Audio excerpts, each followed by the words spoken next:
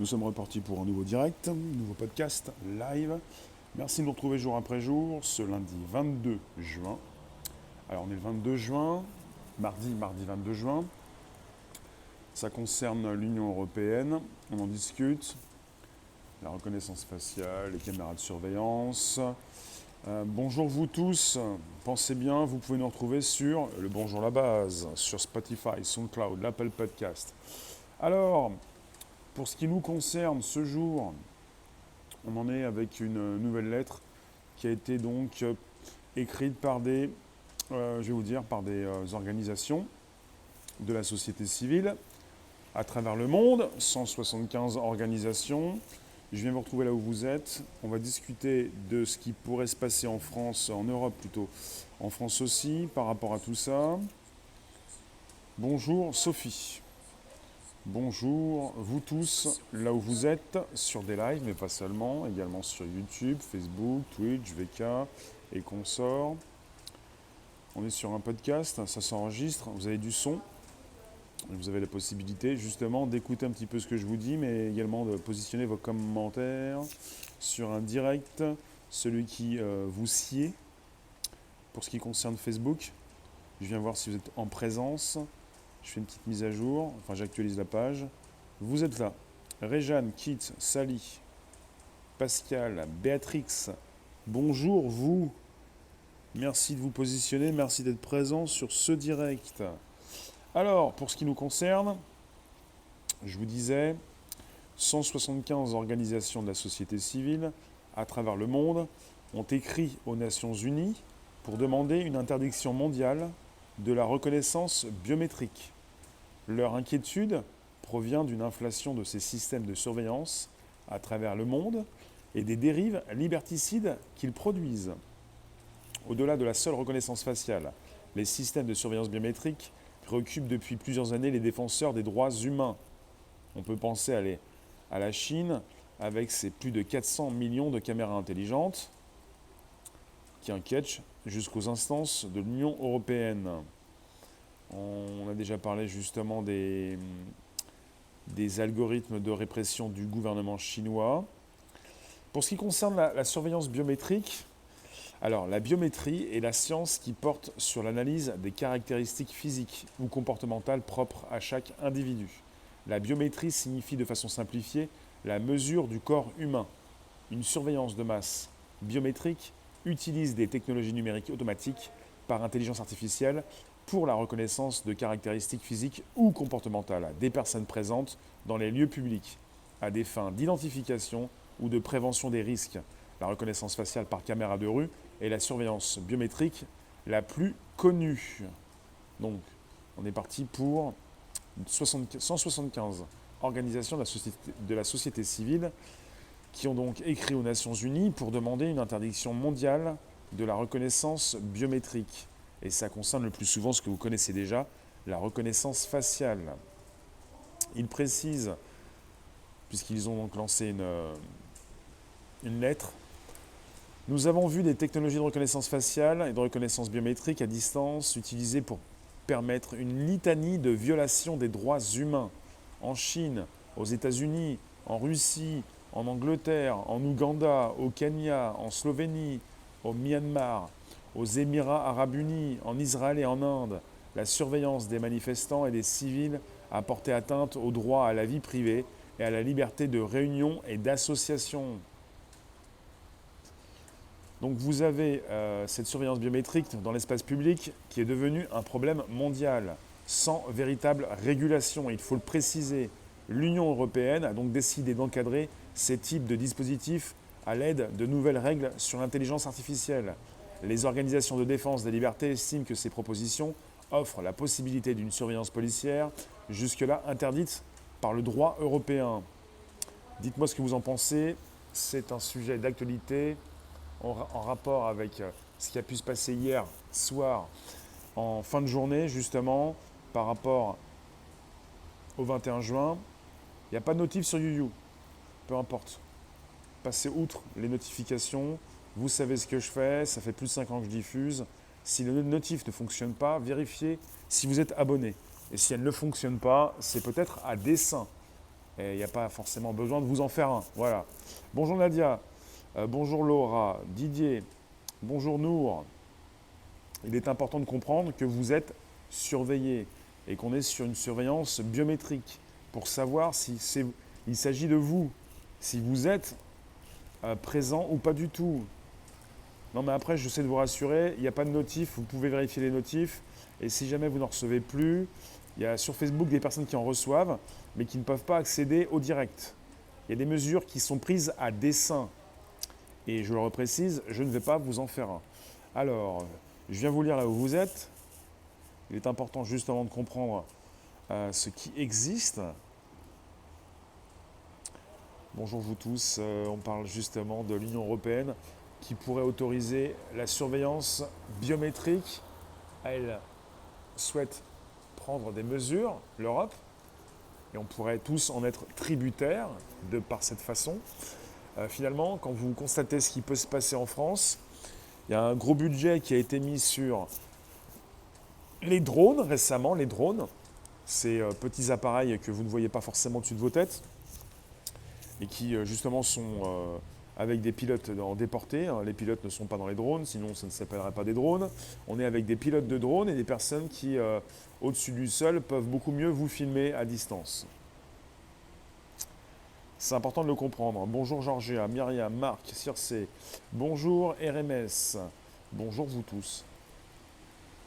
Donc 175, dans une lettre, vous avez 175 organisations de la société civile qui ont écrit aux Nations Unies pour demander une interdiction mondiale de la reconnaissance biométrique, avec une inquiétude qui provient d'une inflation de ces systèmes de surveillance à travers le monde et des dérives liberticides qui s'ensuivent.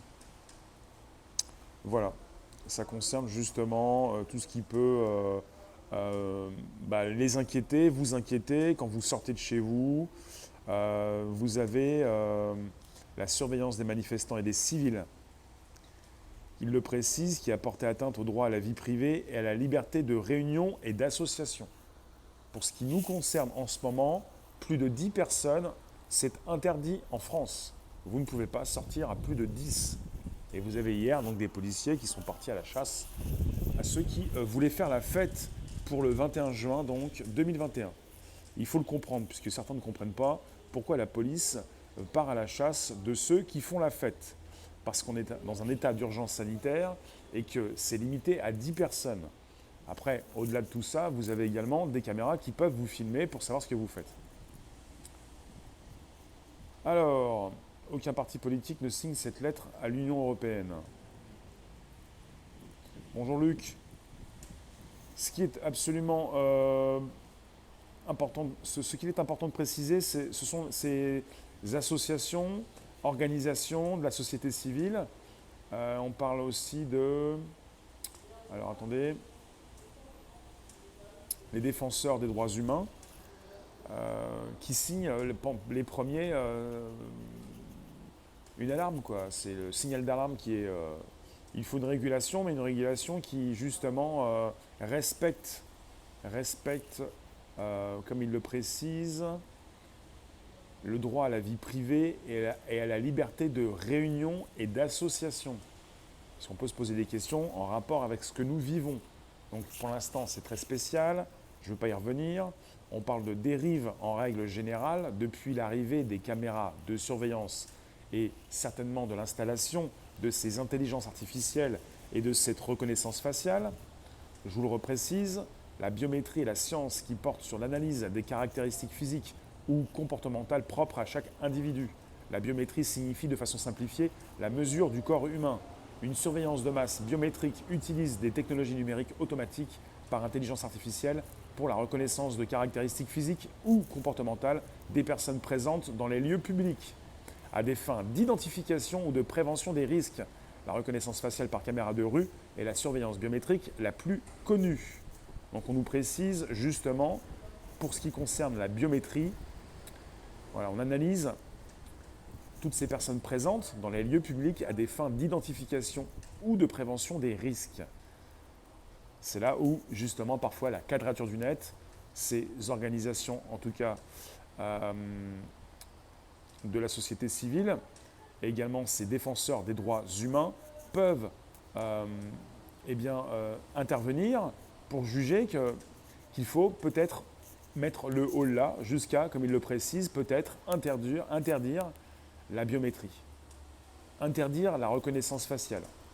La reconnaissance faciale, si je ne me trompe, elle a peut-être été, alors je vais mettre ça au conditionnel, elle aurait été interdite à San Francisco, ou plutôt des citoyens, enfin des habitants de San Francisco ont voulu l'interdire, puisque à San Francisco, on est juste à côté de la Silicon Valley. Et qui dit Silicon Valley dit GAFAM, dit grand groupe, même si Microsoft est un peu plus haut.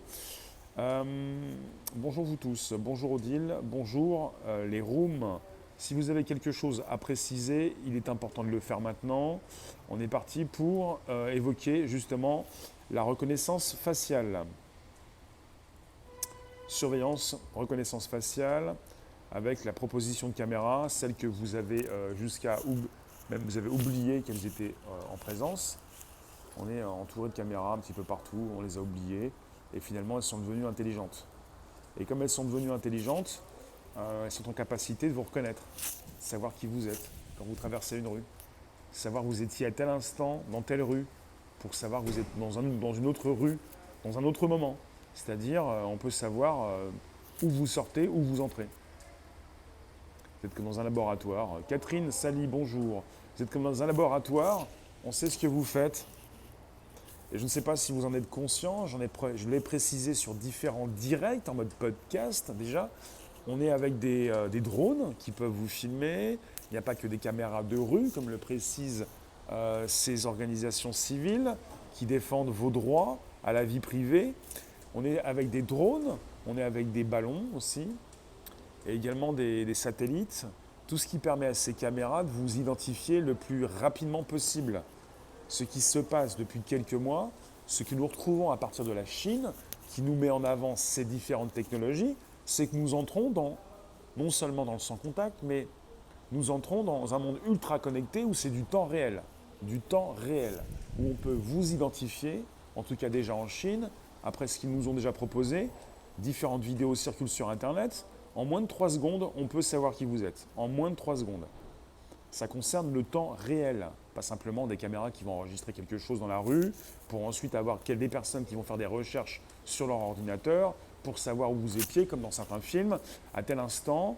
On est avec des outils très, très efficaces qui permettent de savoir où vous êtes en temps réel, avec évidemment d'autres outils qui vont justement faire des recherches à votre place pour vérifier à telle heure, tel jour.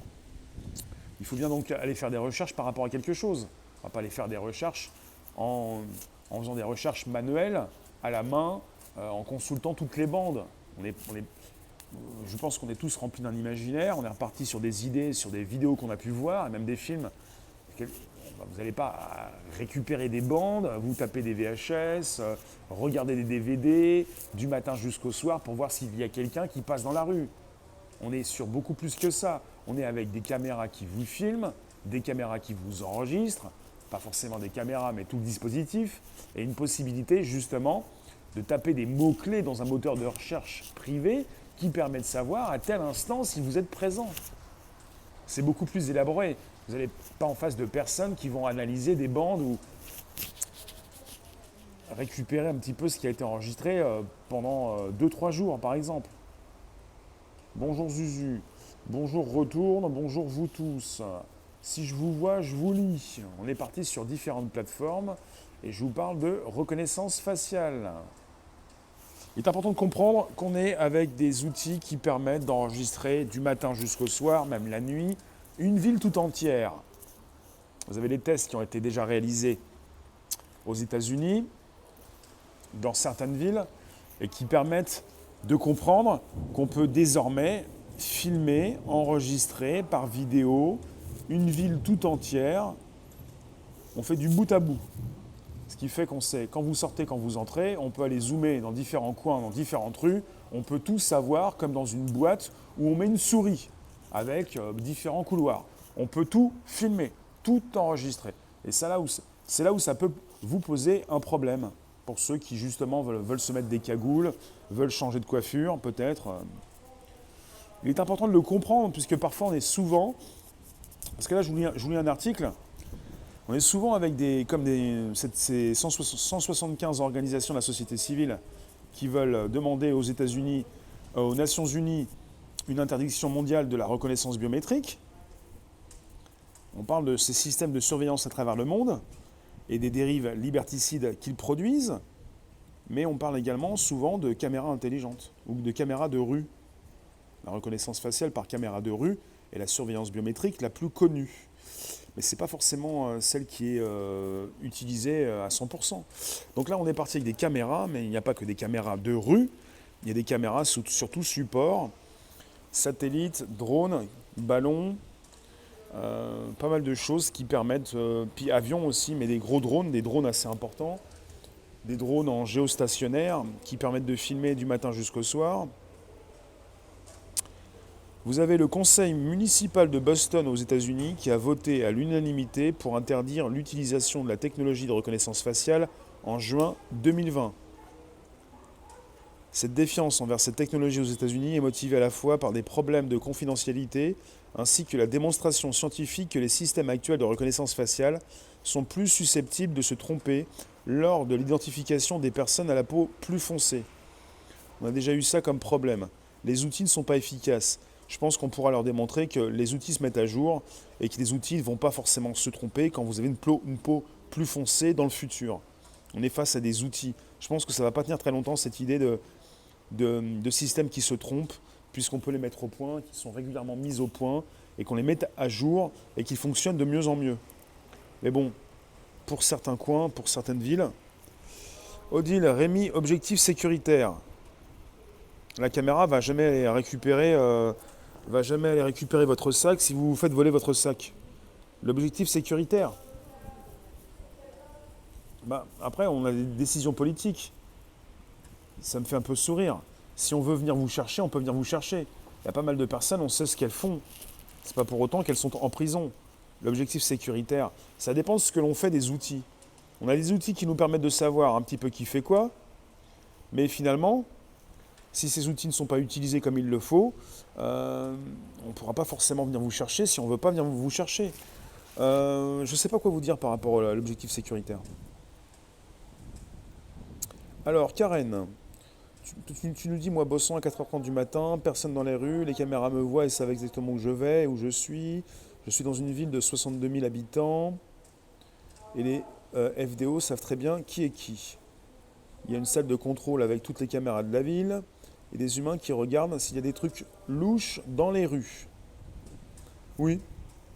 Oui, de toute façon, quand vous êtes quelqu'un qui fait les choses comme il le faut, vous le dites parfois, vous n'avez rien à vous reprocher, c'est pas pour autant que les caméras vous dérangent, sauf que les caméras peuvent être utilisées, et évidemment, pour vérifier un petit peu qui se retrouve dans les rues, qui sont ces personnes qui manifestent, et ces organisations de la société civile qui veulent demander donc une interdiction mondiale de la reconnaissance biométrique se soucient dans différents pays du monde de cette surveillance des manifestants et des civils qui, pour elles, portent atteinte au droit à la vie privée et à la liberté de réunion et d'association.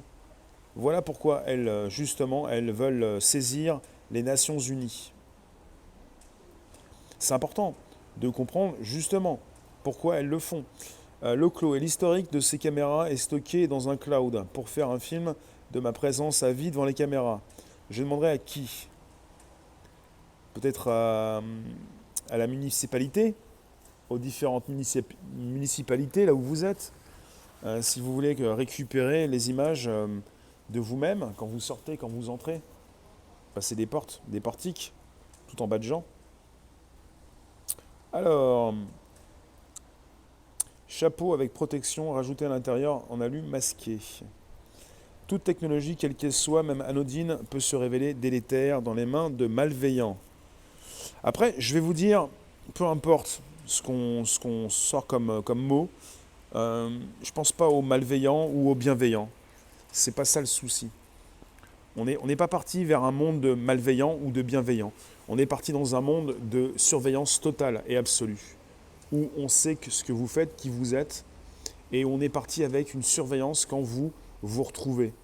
Et ça peut nuire à la liberté d'association, la liberté de manifestation, et c'est là où ça pose grand problème, et que ça peut positionner des dérives.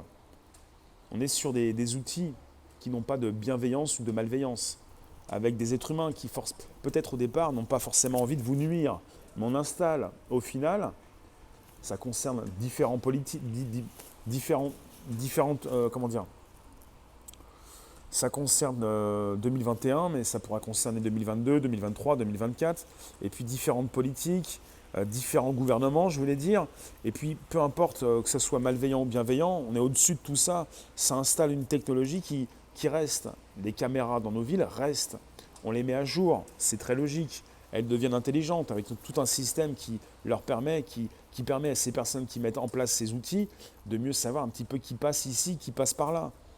Et là, se pose la question des dérives liberticides, puisqu'on va filmer, écouter, prendre en photo, enregistrer, scanner, retrouver, avoir comme une sorte de moteur de recherche qui peut aller vérifier ce que...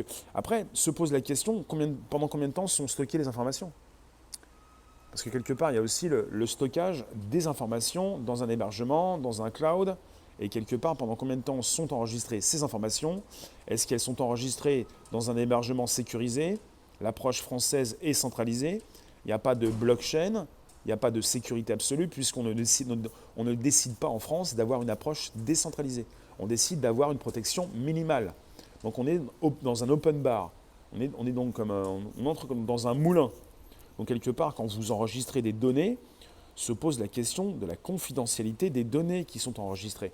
Et comme on veut une approche minimaliste, avec très peu de protection, c'est comme si vous stockiez dans un moulin. Voilà, c'est open bar. Et c'est là où ça pose problème. Vous vous dites, ah bah oui, mais lui, il me filme, qu'est-ce qu'il fait? Alors si c'est les caméras, ça va.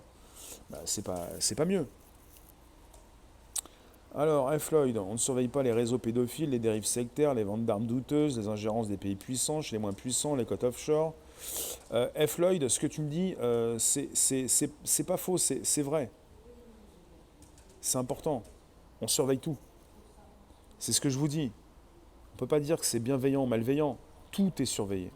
Tout se sait. Vous me dites on ne surveille pas. Moi je vous dis si. Tout se sait, tout est enregistré. Tous ceux qui font certaines choses, tout est enregistré quelque part. Il faut le savoir. Quand vous me dites oui, on vous filme vous, on vous enregistre vous et pas les autres.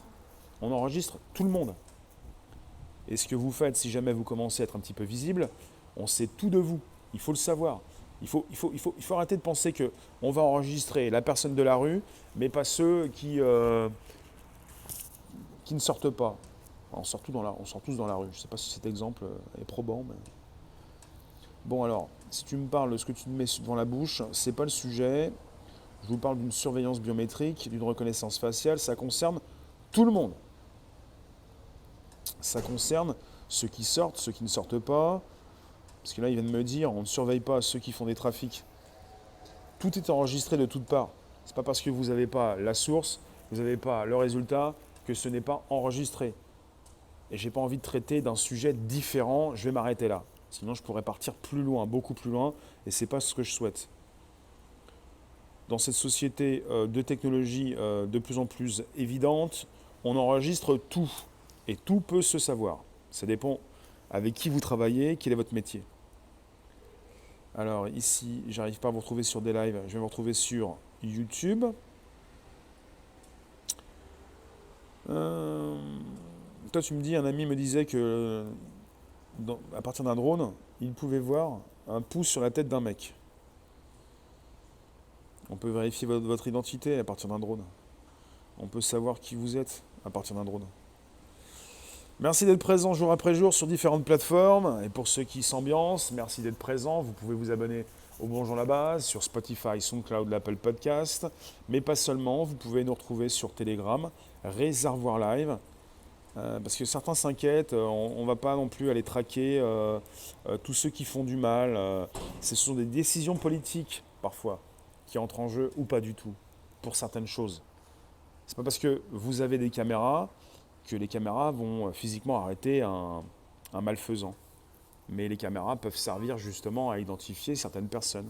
Si ensuite, avec ces outils, on n'arrive pas à arrêter telle ou telle personne, ce n'est pas à cause des caméras. C'est à cause de telle ou telle décision qui ont été prises ou pas du tout. C'est autre chose. Moi, je vous parle de tech. Et au niveau de la tech, ça s'installe bien. Et comme ça s'installe bien, voilà, on peut faire beaucoup de choses. Et parfois, on ne les fait pas. Mais ça, c'est un autre débat. Pour ce qui me concerne, je vous refais le topo. On est parti avec une lettre, un appel à agir au plus vite. Ces organisations précises, ces 175 organisations de la société civile, je cite, nous avons vu des technologies de reconnaissance faciale et de reconnaissance biométrique à distance utilisées pour permettre une litanie de violations des droits humains. En Chine, aux États-Unis, en Russie, en Angleterre, en Ouganda, au Kenya, en Slovénie, au Myanmar, aux Émirats arabes unis, en Israël et en Inde, la surveillance des manifestants et des civils a porté atteinte au droit à la vie privée et à la liberté de réunion et d'association. Bon, ils n'ont pas parlé de la France, on a la Chine, États-Unis, Russie, Angleterre, pour les pays que vous connaissez les mieux. Donc, la surveillance des manifestants et des civils a porté atteinte au droit à la vie privée. Voilà, on est parti sur une surveillance des manifestants et des civils. Et par rapport au droit à la vie privée, ça porte atteinte, même également à la liberté de réunion et d'association. Il y a une liberté que vous devez avoir, et si on vous filme du matin jusqu'au soir, cette liberté n'est plus actuelle. Donc vous nous retrouvez quand vous le souhaitez sur Telegram, Réservoir Live. Vous pouvez venir vous abonner sur Odyssée, ODYSEE, sur Réservoir APPS, là où il y a beaucoup plus de monde, et aussi Réservoir Live. Et puis pour ce direct aussi qui sera présent sur ma chaîne YouTube Réservoir Live. On peut aussi se poser des questions à savoir ce qui a pu se passer, ce qui se passe encore au niveau des différentes réunions et toutes ces personnes qui se retrouvent, ces civils ou même ces manifestants. Est-ce que, et évidemment, on peut se poser la question, est-ce que ça porte atteinte également à cette liberté d'association, de réunion et de manifestation dans les rues. Donc on est parti sur des manifestations qui sont validées et parfois non, pas du tout. Qu'elles soient validées ou pas du tout, ces différentes manifestations sont parfois filmées à l'insu de ceux justement qui participent, avec des drones qui peuvent être vus ou beaucoup moins vus. Peut-on se plaindre si des photos de la vie privée sont diffusées sur un site public ? Oui, absolument. Vous pouvez toujours vous plaindre quand vous avez été justement enregistrer votre insu avec des photos qui peuvent vous porter préjudice. Karen, tu nous dis les caméras qui devineraient avant même que la personne commette un délit, là c'est pas top top. Ils peuvent t'arrêter avant même de faire ou non un délit. Oui, Karen. Ils l'ont déjà fait pour différentes manifestations depuis ces 2 dernières années. Et vous avez des caméras d'analyse du comportement à l'aéroport Charles de Gaulle et la gare du Nord. Et quand on parle d'analyse du comportement, c'est pour savoir si vous allez vous transformer en quelqu'un qui va commettre un délit. S'ils installent des caméras d'analyse du comportement, si les autorités installent ce type de caméra, c'est bien pour savoir ce que vous pourriez faire avant de le faire. Et pour ceux qui se sont fait arrêter avant d'aller dans des manifestations, ça a déjà eu lieu. On a déjà eu des personnes qui se sont fait arrêter avant même de se retrouver dans des manifestations. Et vous avez déjà depuis quelques années des outils qui concernent cette analyse sur les réseaux. GeoFidia aux États-Unis fournit des outils aux policiers, ce qui leur permet de venir justement vous arrêter avant même que vous soyez sur les lieux d'une manifestation. Parce qu'on analyse justement ce que vous écrivez sur les réseaux, ce que vous postez, on sait un petit peu pour qui vous votez, on peut peut-être savoir qui vous êtes, un petit peu mieux en tout cas, et on peut souhaiter vous interpeller. Et il y a eu beaucoup d'interpellations ces derniers mois avec des personnes qui ne peuvent pas soit faire leur travail, soit aller manifester, parce qu'on les empêche de se rendre sur le lieu des manifestations. Ça concerne tout ce qu'on peut exploiter par rapport à vos données, celles que vous envoyez sur les réseaux. Donc ça concerne aussi une surveillance. Et c'est une surveillance qui est là pour, qui est là ou pas, mais qui en quelque sorte peut nuire à ce que vous voulez faire, à votre liberté de circuler, à votre liberté de vous réunir, à la liberté justement de manifester. C'est important de le comprendre. Donc je vous renvoie le coffre si je peux. Là, il veut pas. On fera tout à l'heure. Merci de votre présence. On se retrouve aux alentours de 16 h pour un nouveau direct. Sujet d'actu, comme chaque jour à 16 h sur YouTube, Facebook, Twitch, VK, Twitter. Seconde partie de l'actu aussi sur des lives Odyssée. Et en troisième partie également, comme chaque jour à 18 h, des lives Odyssée et Twitch pour un sujet crypto. À toute allure, d'ici 2 heures, pour un nouveau sujet d'actu, pour un YouTube, Facebook et consorts. Et si on n'a rien à cacher, ça va, non. Non, ça va jamais. Parce que vous avez justement une vie privée. Il ne s'agit pas de se dire, on n'a rien à cacher, et on met à la poubelle notre vie privée. Notre vie privée est importante. Il ne s'agit pas de commencer à dire qu'on n'a rien à cacher. Sinon, justement, on se laisse aller. Et puis finalement, on trouve que tout ceci est normal. Et c'est autre chose. Je vous remercie en tout cas. On était parti avec 175 donc, défenseurs de votre... comment ça s'appelle? Je vous le reprécise. 175 organisations de la société civile à travers le monde qui ont ainsi écrit aux Nations Unies pour demander une interdiction mondiale de la reconnaissance biométrique. Merci vous tous et courage les modos, merci pour ce que vous faites et merci à tous ceux qui sont passés. N'hésitez pas, vous pouvez vous abonner, inviter vos contacts, récupérer le lien présent sous la vidéo pour l'envoyer dans vos réseaux, nous retrouver sur le Bonjour la Base, sur Spotify, SoundCloud, l'Apple Podcast, également sur Telegram, Réservoir Live. A tout à l'heure, 16 h, merci vous. Ciao.